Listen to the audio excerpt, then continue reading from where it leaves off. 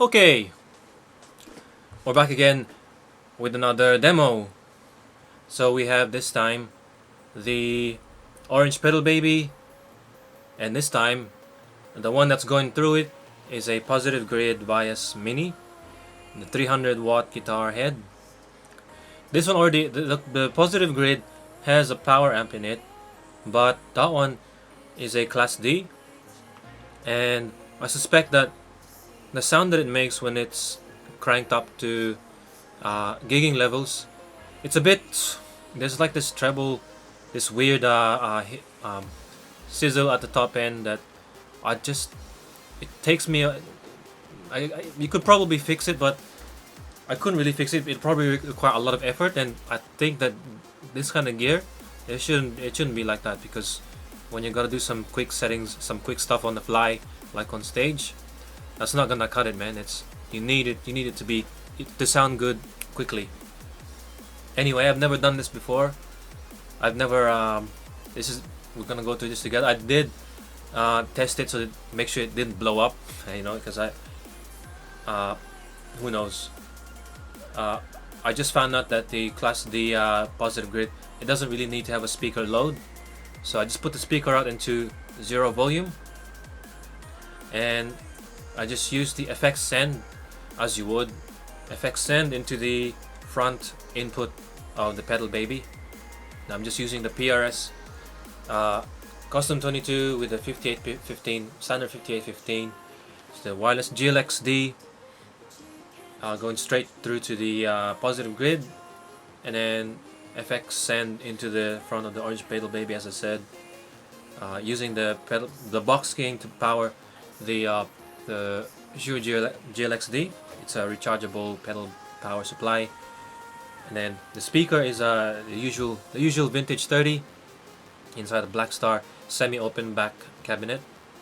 That's the HT5R combo that I'm using. It has a vintage 38 ohm on it, so because the 8 ohm with the pedal baby, it allows the pedal baby to deliver 100 watts of power, which is what I want. I want that bigger sound. Anyway, I'll start off with my first patch. Alright, so this is my main rhythm patch, the version 2 of the positive insane rhythm. Okay, so we'll see how it sounds like. Okay, so because we're using the FX send, I don't think we need the power amp on it. Let's see.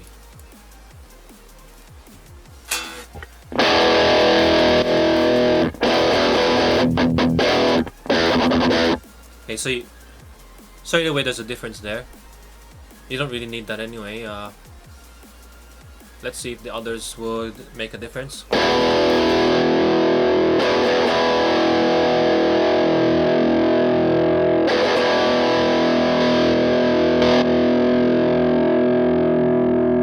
Let's just take out from the power amp onwards, because they're pretty much redundant. The cab doesn't seem to affect it, because the cab I think only works on the line out, which makes sense. We're essentially using the positive grid as a preamp. So the volume, the output on the Bias Mini is right about 50%. So let's bump that up, because I know that the orange pedal baby with the volume at the 1 notch, it's gonna be louder than this, as I remember correctly from my usual jamming.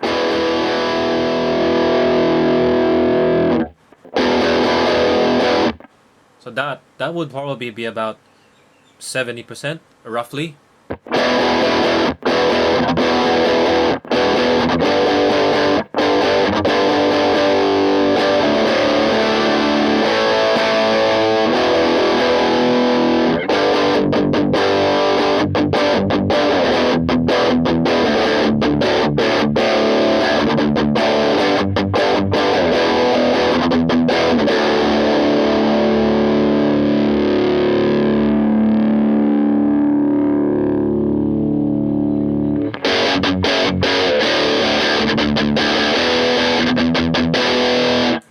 Okay, so here's the thing about the positive grid, right?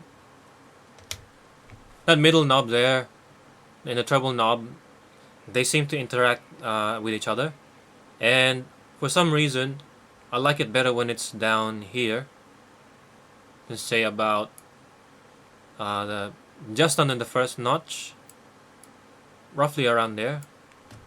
It sounds a bit, maybe I guess you could say better. It doesn't sound, it doesn't have that shrill or that uh, bees in a can kind of fizzy, super fizzy noise.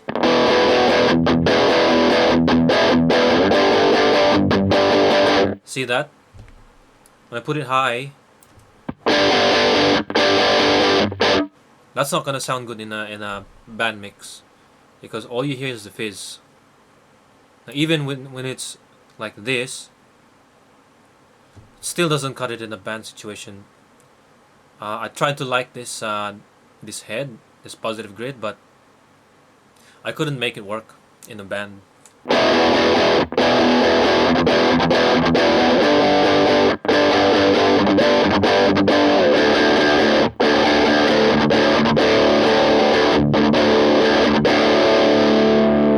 I'll see what happens if I max out the FX, or at least close to. I'll just be careful with it though.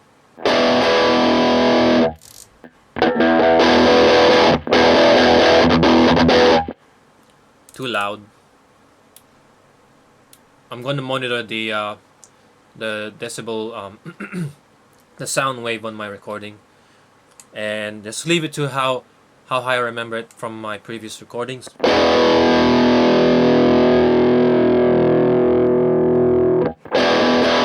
Okay, right about 70, around the 70% mark is where I would need it to be.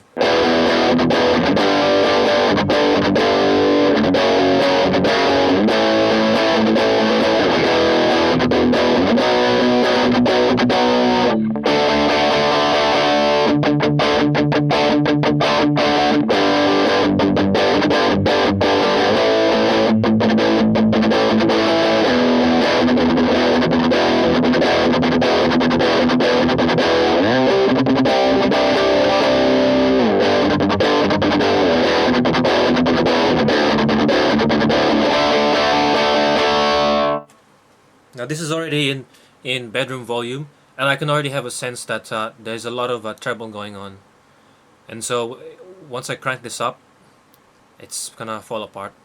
It's gonna be too shrill, and I wouldn't be able to do anything about it in the show, because these the mids and the treble, they have this, they're just weird.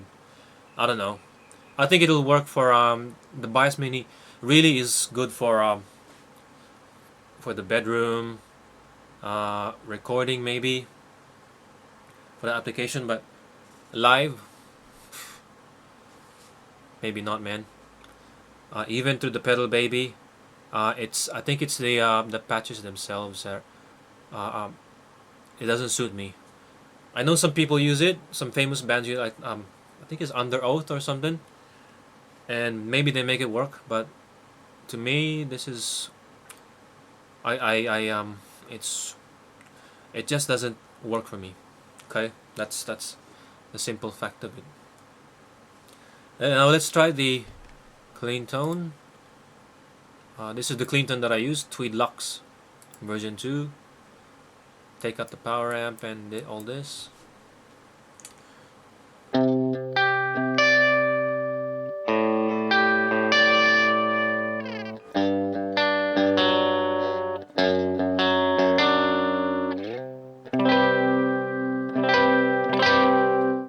Now with Class D amps, I think they sound better if you're using clean tone, and that's why this is popular with bass, because mostly basses, they use clean sounds, and the most distortion they use is through overdrive pedals, and it doesn't have that, it doesn't over amplify those high frequencies, those sizzly frequencies, as much as if you're using full-on distortions, saturated stuff like on guitar, on hardcore metal and whatever.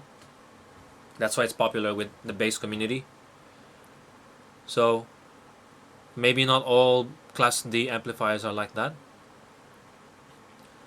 maybe the power amp on this positive grid is actually pretty good, but overall as an entire package, it's not for me. And the Seymour Duncan, for example, the power stage has is a Class D power amp, but that one is, I think that's, I've never tried that, but maybe it's good. Who knows? Anyway, moving on to my, uh, this is my patch that I use for semi over, like an in between sound.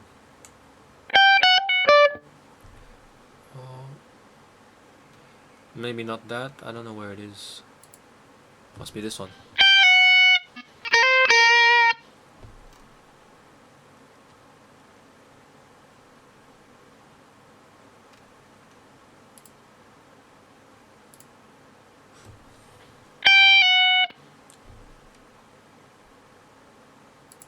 Which one was it?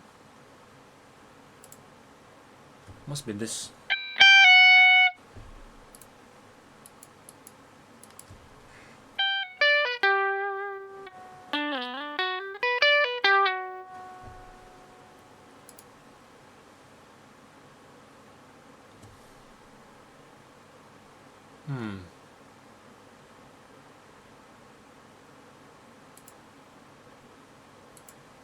Must have been this one.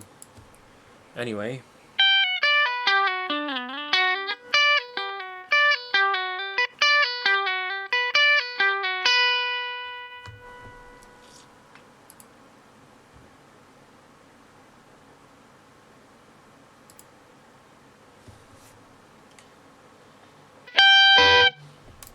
Whoops.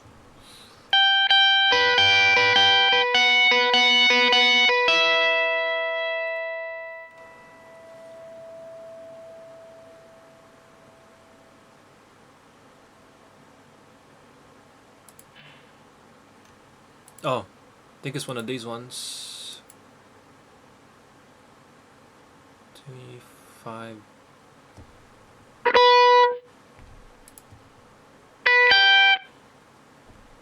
It's one of the ones with the reverb on them.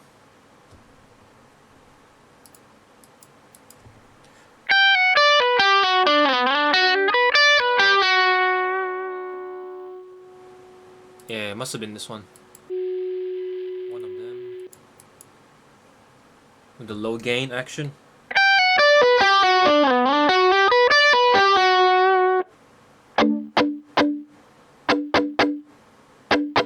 Okay, the reverb doesn't seem to come through.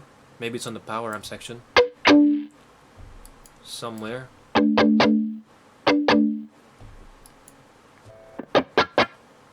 There's no reverb.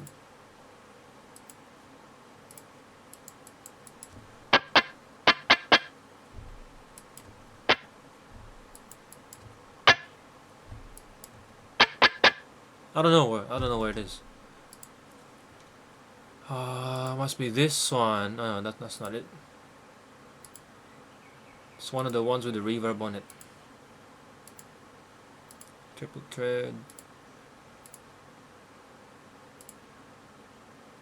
Could be this one. I don't remember.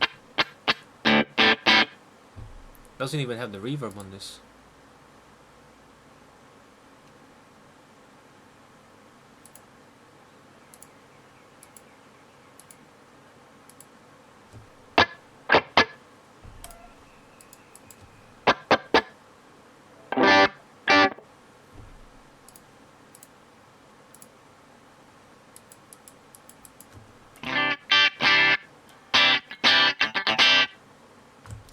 There you go. The reverb doesn't even work. Okay, it's a pretty high level reverb right there. The level is pretty high, and it's a chamber type reverb, so you're gonna hear it. You're supposed to hear it, but for some reason it's not working. I don't know where it is. Maybe you need to use the line out or the speaker output. But I think it's somewhere after the FX and loop.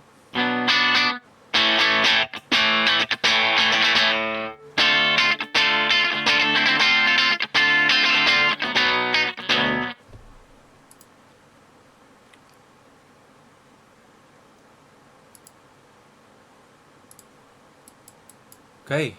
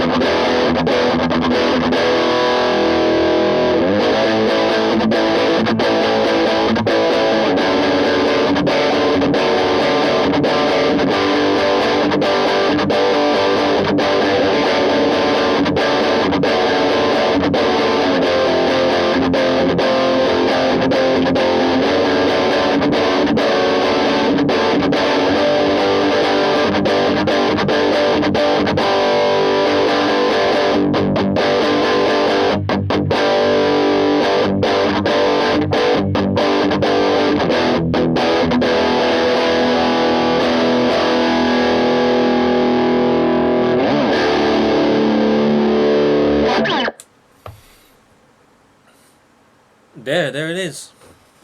So, anyway, that's our show for today. The verdict is, nope, I'm not gonna use the positive grid because number one, you gotta use 2 power supplies. The reverb isn't. I need the reverb. I need it for my clean sound, and also in between sound. It's like slightly overdriven, and it's not easy to work this thing. I'm using the software to operate this because the front panel is a bit limited in what you can do with it. Like if you're live, oh man, you're gonna be under stress, and no, not gonna work for me. I'm going to be going back to my stomp box stuff. I think that's gonna be a bit more peace of mind type for me, so I'm gonna revert to that. Probably going to sell off the positive grid, and well, it's gonna hopefully work for another person, but for me,